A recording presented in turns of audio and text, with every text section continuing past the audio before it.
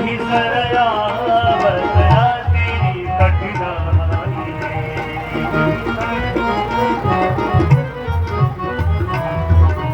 ओ यही सरया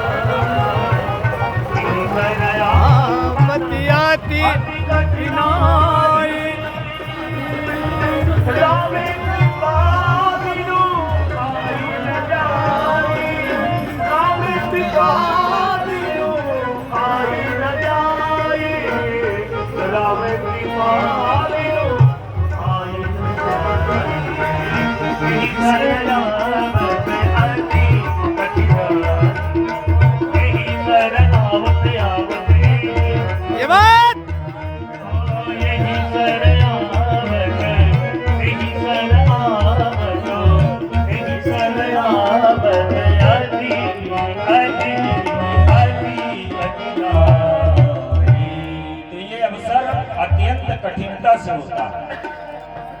कथा भागवत में इतनी विघ्न आती हैं, जब से आप चर्चा शुरू कर दीजिए जब तक प्रारंभ नहीं हो जाए तब तक अनेक विघ्न आएंगे साथ। तो ये अवसर बड़े सौभाग्य से प्राप्त होता है। यदि ऐसा अवसर प्राप्त होता है तो इससे फिर मनुष्य को चूकना नहीं चाहिए। तो गोस्वामी तुलसीदास जी भी कहते हैं कि बड़े भाग्यवान से धन पावा, बड़े भाग्यवान धन पावा, हाँ बड़े भाग्यवान मानुष धन पावा, दुर्लभ सुर दुर्लभ सदगन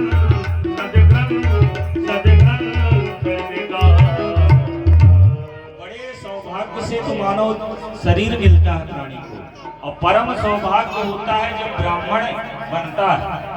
तो हम सबका तो परम सौभाग्य है कि इसी कुल में जन्मे हैं। यदि जन्मे हैं तो फिर भगवान की कथा से वंचित क्यों, भगवान के मार्ग से क्यों वंचित? भागवत कथा हम लोग सुनते जरूर हैं लेकिन मानते नहीं। अगर एक भी शब्द भागवत की मान लें तो जीवन अपने जीवन का कल्याण होना सुनिश्चित है। सुन तो लेते हैं, 7 दिन हम बक करके सुना देंगे, सुन लेंगे, 8वें दिन सब भूल जाएगा। और भगवान को मानते हैं, सब प्रभु को मानते हैं, मानने में कमजोरी नहीं है, पर भगवान जो कहते हैं उसको नहीं मानते, भगवान की नहीं मानते। चलिए ज्यादा समय न लेते हुए पहले हम लोग महात्म्य में प्रवेश करें। तो महिमा अपने से अपना व्यक्ति स्वयं गाता है, थोड़ी महिमा कोई दूसरा गाता है। तो पद्म पुराण भागवत जी की महिमा बताता है, 5 अध्यायों में भागवत जी का महिमा का गान करता है। तो पहला श्लोक क्या है? सच्चिदानंद रूपाय विश्वोत्पत्त्यादि हेतवे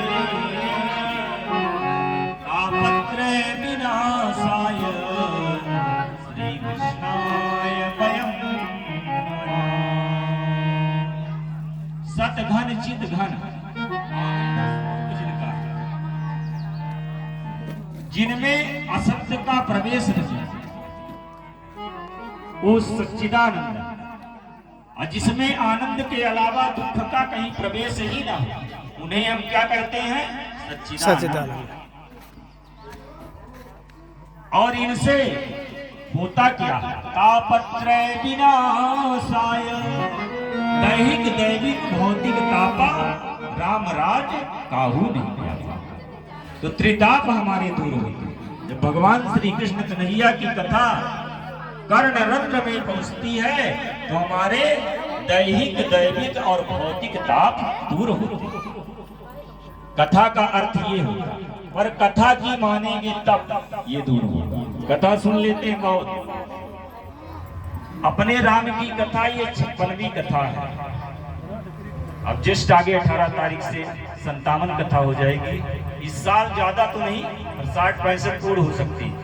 तो आज तक हमने देखा तो एक दो ही व्यक्ति ऐसे मिले हैं जो भागवत की माने हैं, बाकी आज तक कोई भागवत तो सुनते हैं, खर्च खूब कर देते हैं, पर भागवत की नहीं मानते, तो सुनना व्यर्थ हो।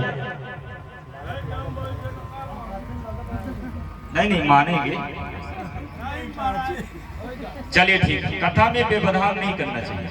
कथा के बाद जब हम उठेंगे तो कोई भी प्रश्न कर सकते हैं। कथा के बीच में जो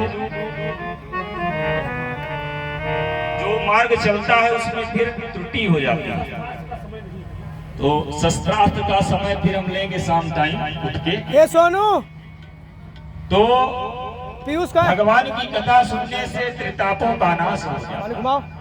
ऐसे प्रभु श्री कृष्ण कन्हैया के चरणों में हम सब भक्त बारंबार प्रणाम करते हैं, नमस्कार करते हैं। सच्चिदा का मतलब एक और है, सत घन, घन मतलब जो पत्थर को तोड़ता है, उस घन में यदि आप सुई चुभोएंगे तो क्या उसमें घुसेगी? नहीं घुसेगी। तो भगवान हमारे इतने ठोस हैं कि पाप उनके पास प्रवेश ही नहीं कर सकता। कथा मृत रसास्वाद कुशलः सोन को प्रवीण। 18 पुराण की कथा जब प्रारंभ होती है तो नैमिषारण्य की तीर्थ से ही प्रारंभ होती है। नैमिषारण्य सौनकादि आदि 88,000 ऋषि मुनि 1000 वर्ष तक का शस्त्र चला रहे हैं। 7 दिन का नहीं, 1000 वर्ष का। तो 1000 वर्ष में जब भगवान की कथा पूर्ण नहीं हो सकती है तो 7 दिन में पूर्ण करना कैसे संभव होता है? तो भगवान की कथा जितने मंत्र, एक शब्द भी यदि कान में चला गया तो कल्याण कर देने वाला हो। पूर्ण वही परमात्मा है, अपूर्ण वही कथा कर सकते हैं। मानव के बस की बात नहीं है, मानव की बस की बात नहीं है कि पूर्ण कर दे। तो सौनकादि आदि 88,000 ऋषि मुनि बैठे थे, उनके मध्य में सूत जी महाराज विराजमान थे। सौनक जी सूत जी को नमन करके पूछते हैं कि हे सूत जी महाराज, अज्ञान ध्वांत विध्वंस कोटि सूर्य समप्रभा सूताख्या ही कथा सारम मम कर्ण रसाम। हे सूत जी महाराज, हम लोगों के हृदय में अज्ञान भरा पड़ा है, वो आप कृपा करके अपने विद्या रूपी प्रकाश से मनुष्य के, हम लोगों के अंधकार को दूर करिए। मानव का अंधकार, सूर्य तो संसार को प्रकाशित करता है, लेकिन मानव के हृदय में जो अंधकार भरा है उसे कौन प्रकाशित करता है?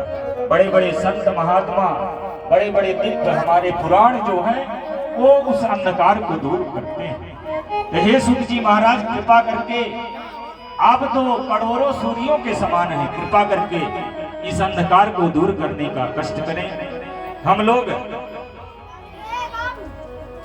महाराज अब घोर कलयुग आने